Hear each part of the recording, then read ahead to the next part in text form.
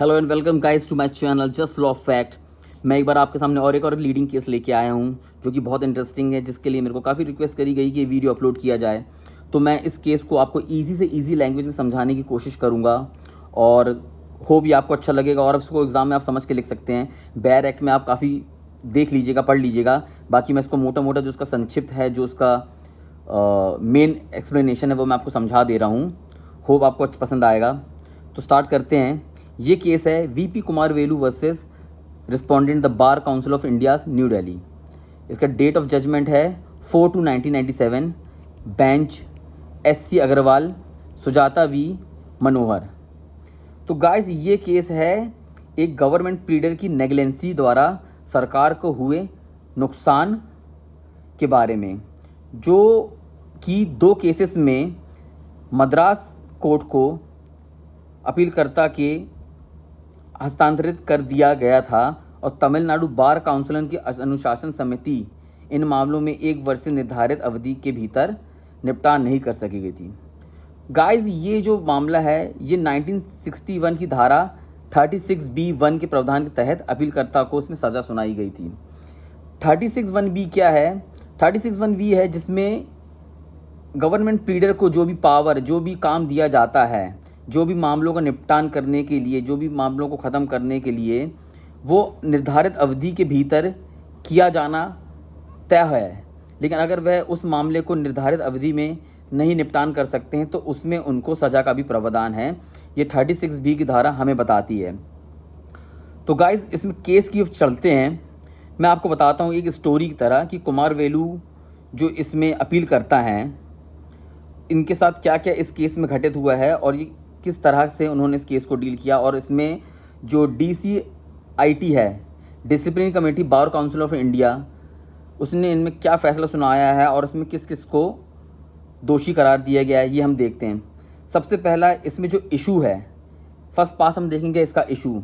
21 अक्टूबर 1970 को उसके आसपास अपीलकर्ता जो रहते हैं VP कुमार वेलू को मद्रास उच्च न्यायालय के अलावा मद्रास में गठित सभी सिविल न्यायालयों में सिटी गवर्नमेंट प्लीडर के रूप में नियुक्त किया गया। ठीक, यह कार्य मद्रास की कई अदालतों में फैला हुआ था और सिटी गवर्नमेंट प्लीडर के रूप में अपीलकर्ताओं को सरकार की ओर से उच्च न्यायालय को छोड़कर मद्रास की सिविल अदालतों में लंबित सिविल मामलों का संचालन करना था। तो जो कुमार वेलू जी थे उनको गवर्नमेंट प्लीडर के रूप में नियुक्त किया गया था और मद्रास उच्च न्यायालय को छोड़ के इनके सिविल कोर्ट के जितने भी मामले पेंडिंग थे उनको इसको डील करते हुए इसे ख़त्म करना था और समय पड़ने पर इन्हें अपने ओपिनियन, अपनी राय भी देना था। ये काम काफ़ी फैला हुआ था और काफ़ी ज़्यादा था, तो इसके लिए इनको सहायक और इनको एडिशनल स्टाफ भी प्रोवाइड किया गया था जो कि गवर्नमेंट के द्वारा नियुक्त नहीं किया गया था। कुमार वेलू जी को इस 1985 के केसेस, 2 केसेस में दोषी करार गया है। मैं ये केसेस बताता हूँ आपको। पहली शिकायत ये है कि इनको आयोग और सचिव तमिलनाडु सरकार द्वारा तमिलनाडु बार काउंसिल की अनुशासन समिति के समक्ष अपीलकर्ता को खिलाफ DC केस 48/1985 के तहत दायर की गई थी। वह मद्रास की सिविल कोर्ट के फाइल पर मुकदमा 400/1978 के संबंध में थी। सरकारी वकील को उस मामले में राज्य सरकार की ओर से उपस्थित होने का निर्देश दिया गया था। तो गाइज कुमार वेलू जी को एक मामले में जिसका क्रमांक है 48/1985, उसमें इनको पेश होने को कहा गया था सरकार की तरफ से VP कुमार वेलू को। लेकिन VP कुमार वेलू के पहले जो गवर्नमेंट प्लीडर थे और उस केस के सारे मूल दस्तावेज, सारी रिपोर्ट, सारी ड्राफ्टिंग जो करनी थी उस केस में, वो कुमार वेलू की जगह उनके पहले वाले जो गवर्नमेंट प्लीडर थे उनके पास दी गई थी और जवाब बनाने का भी उनका किया गया था। और जो प्रेजेंटिंग अथॉरिटी था जिसका नाम गया था, तो वो कुमार वेलू के पहले जो गवर्नमेंट प्लीडर थे उनका दिया गया था। लेकिन उसमें बहस कुमार वेलू जी को करनी थी, जो कि उनका नाम नहीं दिया गया, ना ही उन्हें दस्तावेज दिया गया कि किस पे बहस करनी है, ना ही उन्हें ये बताया गया कि क्या केस है। तो इस मामले में सरकार को एक तरफा डिक्री पास करी गई वहाँ ना पहुँचने पे और वहाँ पे कोई बहस ना करने पर। यह मुकदमा था ट्रेवनकोर टेक्सटाइल प्राइवेट लिमिटेड द्वारा तमिलनाडु राज्य के खिलाफ एक चैनल हिस्सा बनाने वाली एक कंपनी थी जो कि सरकारी ज़मीन 1240 वर्ग फीट की भूमि को पट्टे से संबंधित दायर किया गया था। उसमें कंपनी के द्वारा ये किया गया था, प्रार्थना की गई थी कि 3,609 रुपये का वार्षिक किराया और नगर पालिका कर भी अवैध था। ये ट्रवनकोर टेक्सटाइल मिल के द्वारा तमिलनाडु सरकार पर आरोप लगाया गया था कि जो किराया है, जो पट्टा है, उससे 12% वर्ष की दर से जो ब्याज 25,575 रुपये उनके द्वारा दिया जा रहा है, वह उससे वापस चाहते हैं। और ये भी चाहते हैं कि 3/6/1974 के बाद कोई भी किराया देने की आवश्यकता नहीं है। उसमें कंपनी ने मद्रास सरकार पे यह शिकायत करी, लेकिन इस मामले में भी अपीलकर्ता की ओर से घोर लापरवाही के कारण परिणाम स्वरूप तमिलनाडु सरकार को भारी नुकसान हुआ, क्योंकि उन्हें वो किराया भी नहीं मिल पाया और ना ही उन्हें वह 12% की दर की ब्याज का जो उन्होंने सरकार से मांगा था वो भी देना पड़ा। तो कुमारवेलु जी को उस मामले में भी सही समय पे नहीं पहुंच पाना कोर्ट और सही समय पे बहस ना करने का कारण एक पक्ष डिक्री दी गई।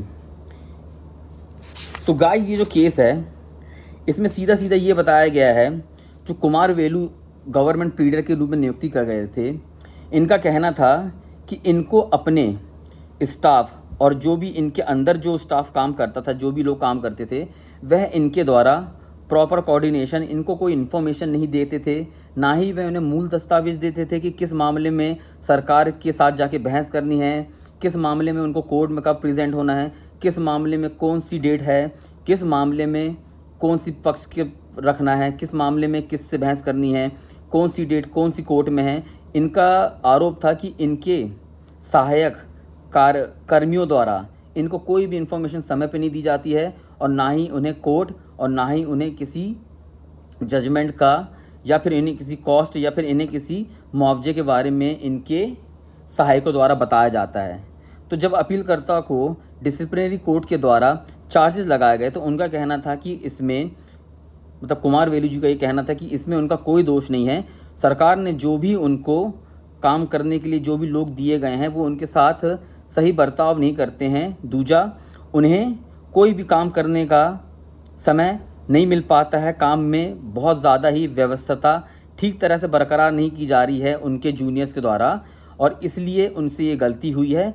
सही समय पे कोर्ट ना पहुंचना, सही समय पे बहस ना करना, जिसके कारण सरकार को जो नुकसान हुआ है उसके लिए वह स्वयं दोषी न पाके वह अपने सहायक, उनके जूनियर्स को दोषी ठहराते हैं। तो गाइस, अपीलकर्ता ने तर्क दिया कि कार्यालय ने जो कागजात उनके समक्ष प्रस्तुत नहीं किए, इसलिए इस मामले को देखने में चूक हुई है। यह भी बार काउंसिलर ऑफ इंडिया ने स्वीकार किया कि अपीलकर्ता की ओर से कोई जानबूझकर चूक नहीं हुई है, उसकी एकमात्र चूक कार्यालय में व्यवस्था ना रखना थी। बार काउंसिलर ने यह माना कि यह हो सकता है कि काम की अधिक कारण कार्यालय ने उसे अंधेरे में रखा और कागजात प्रस्तुत नहीं किए गए, इसलिए अपीलकर्ता के खिलाफ निष्कर्ष यह है कि वह काम की अधिकता के कारण अपने कार्यालय को नियंत्रण करने में सक्षम नहीं थे और इसलिए भी उन्हें आवंटित कर्मचारियों को कर्तव्य के निष्पादन में लापरवाह था। संबंधित मामलों के कागजात उसके सक्षम प्रस्तुत नहीं किए गए ताकि उच्च कार्रवाई कर अपीलकर्ता को रचनात्मक लापरवाही दोषी ठहराया गया और बार काउंसिल ऑफ इंडिया ने उसे फटकार लगाई। तो बार काउंसिल ऑफ इंडिया ने कुमारवेलु को फटकार लगाई, लेकिन उन्हें पूरा दोषी नहीं माना गया और ना ही उनके सहायक कर्मचारियों को पूरा दोषी माना गया है। उन्हें ये दोषी माना गया है कुमारवेलु को कि उनके द्वारा चूक इसलिए हुई कि उनके पास काम ज़्यादा था और उसी काम ज़्यादा के चलते उन्होंने अपने सहायक कर्मचारी के ऊपर ध्यान नहीं दे पाए, ना ही उनसे बातचीत कर से उनसे रिपोर्ट मांगी गई। तो गाइस, इसके बाद जो केस का लॉ लेट डाउन आता है उसमें यह बताया गया कि वर्तमान मामले में अपीलकर्ता जो कुमारवेलु हैं अपनी मुवक्किल के प्रति अपने कर्तव्यों का निर्वहन करने में विफल हैं। हालांकि यह विफलता जानबूझकर उनके द्वारा नहीं की गई है। कोर्ट ने, डिसिप्लिनरी कमेटी ने यह भी देखा कि यह काम के भारी दबाव के साथ साथ उनके कर्मचारी की ओर से, साथ ही उनके मुवक्किल की ओर से सरकारी वकील के कार्यालय को कागजात के साथ जिम्मेदार व्यक्ति का ना भेजने का कारण था। उसमें सरकार के द्वारा ये किया है कि जो सरकारी प्लीडर थे उनके साथ जो दूसरे व्यक्ति को कार्य के लिए गया था, अपीलकर्ता को अपने मुवक्किल के कार्यालय उपस्थित ना होने की जिम्मेदारी नहीं ठहराया जा सकता है। कुमार वेलू जी को इसमें पूरा भी निर्दोष नहीं माना जा सकता है कि वह ये कह सके कि उनके पास दस्तावेज नहीं है, और दस्तावेज रहने पे अगर वह सही समय पे कोर्ट नहीं पहुंचेंगे, सरकार की तरफ से बहस नहीं करेंगे, तो उन्हें इस मामले का ये भी नहीं परिणाम मालूम था कि सरकार पे कितना नुकसान होगा, कितना हर्जाना लगेगा, उनकी वजह से सरकार को कितना नुकसान झेलना पड़ेगा। यह कहना सरासर गलत हो सकता है कि उन्हें इसका परिणाम का मालूम नहीं था कि सरकार को कितना नुकसान हो सकता है। हाँ, कुमार वेलू को ये माना जा सकता है कि उनके स्टाफ या उनके जूनियर्स की लापरवाही, या उनको दस्तावेज नहीं बताना, या उनको समय पे कोर्ट नहीं पहुंचाना, या उनके वकील द्वारा सही ड्राफ्टिंग ना करने से उन्हें जो नुकसान हुआ है, इसके लिए उनको निर्दोष पाया जा सकता है। पर जो उनकी गलती से सरकार को नुकसान हुआ है उसकी अनदेखी भी नहीं की जा सकती है। तो इस मामले में उनकी घोर लापरवाही से उन्हें कड़ी फटकार लगाई गई, और इस परिस्थितियों में अपीलकर्ता की ओर से की गई लापरवाही को पेशेवर कदाचार नहीं माना जाता है, इसलिए अपील स्वीकार की जाती है।